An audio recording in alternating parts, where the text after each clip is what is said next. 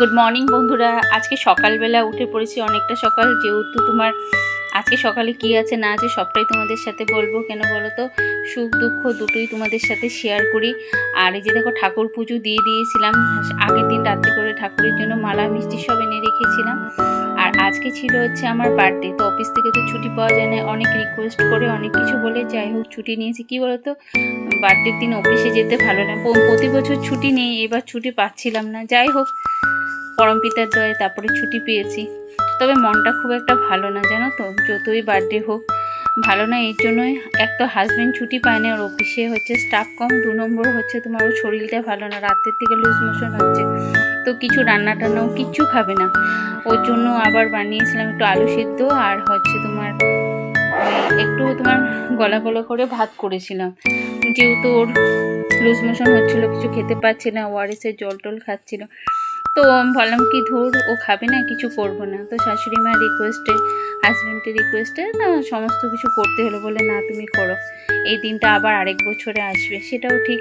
যাই হোক, এখানে একটু ময়দা মেখে রেখেছিলাম, একে ওকে একটুখানি লুচি আলুর দম এগুলো দেবো বলে। আর সকালবেলা তোমার লুচি আলুর দম এগুলো ভাবছি করবো, যেহেতু শরীরটা ভালো না, আর করিনি। ও খেতে পারবে না, মানে নিজে খেয়ে একা একা ভালো লাগে বলো? ঘরেই আছে 2জন মানুষ।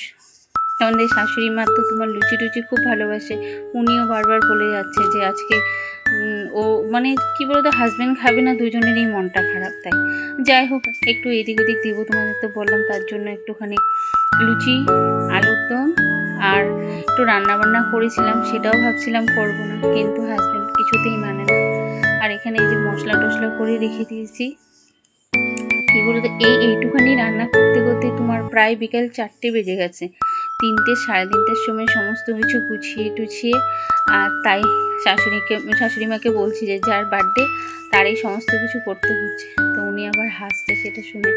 কিছু করার নেই, উনিও বয়স্ক মানুষ, যতটা হেল্প করেছে, তাছাড়া আর উনি বা কত করবে, এই চলে আর কি।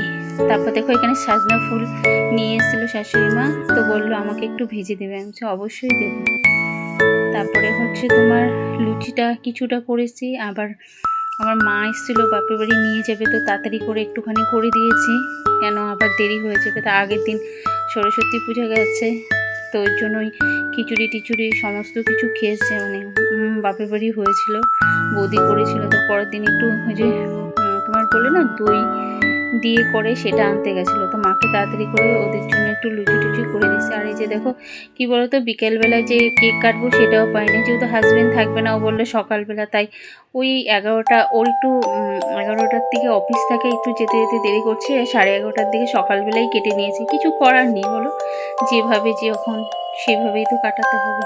তো এই যে দেখো, তো তোমাদের কেকটা কেমন লাগছে অবশ্যই আমাকে জানাবে, কমেন্ট করে জানাবে ভালো লাগছে নাকি। দেখো, তারপরে কেক টেক কাটা হয়ে গেছে, গিয়ে তারপরে রান্না বসিয়ে দিয়েছিলাম। এই যে রান্না কি ছিল তোমাদেরকে বলছি। রান্নায় ছিল ওই যে তোমাকে দেখালাম না তোমাদেরকে, সজনা যে ফুলটা, ওটা হচ্ছে ভাজা করেছিলাম। আর ছিল হচ্ছে তোমার পাঁপড় ভাজা, আর ছিল তোমার ওখানে আলু ভাজা ছিল, আর কুমড়ো ভাজা ছিল, আর তোমার হচ্ছে এই যে পরোটা ছিল, পরোটা বলতে লুচি টাইপের আর কি করেছিলাম। তারপর ভেজ ডাল করেছিলাম, আলুর দম, তারপরে হচ্ছে দই পনির করেছিলাম, পায়েস করেছি, চাটনি, মিষ্টি, তারপরে ছিল হচ্ছে আইসক্রিম, আর ওখানে ফল ছিল, আর হাজবেন্ড আবার একটা স্প্রাইট এনে দিয়েছিল। তো এই যে খাবারগুলো তোমরা দেখছো, তার অর্ধেকও কিন্তু আমি খাইনি, সাজানোই যা, যেহেতু আমারও শরীর ভালো না, তাছাড়া আমি অনেক কিছু খাই না এখন, ভয় পাই খেতে। তো ওই যে দিয়েছে, না হলে ওরা মানে না, তার জন্য নিয়েছি। মিষ্টি তো আমি একটাও খাইনি, পায়েস একটু মুখে দিয়েছিলাম, খাবারগুলোর মধ্যে একটু ভাত খেয়েছিলাম, আর একটা লুচি খেয়েছিলাম, এই আর কি। কি বলতো, সবার জন্য মেনে সবাইকে নিয়ে চলা, সেটাই তো হচ্ছে সবথেকে বড় কথা। আর এই যে হাজব্যান্ড দুপুরবেলায় এসেছিলো, ওই যে দেখো গলা ভাত আর আলু সিদ্ধ, আর ভাজা খাবে না, জোর জবরদস্তি করে ওকে একটু ভাজা দিয়েছিলাম। তো তোমাদের ভিডিওটা যদি ভালো লাগে অবশ্যই একটা লাইক কমেন্ট করো।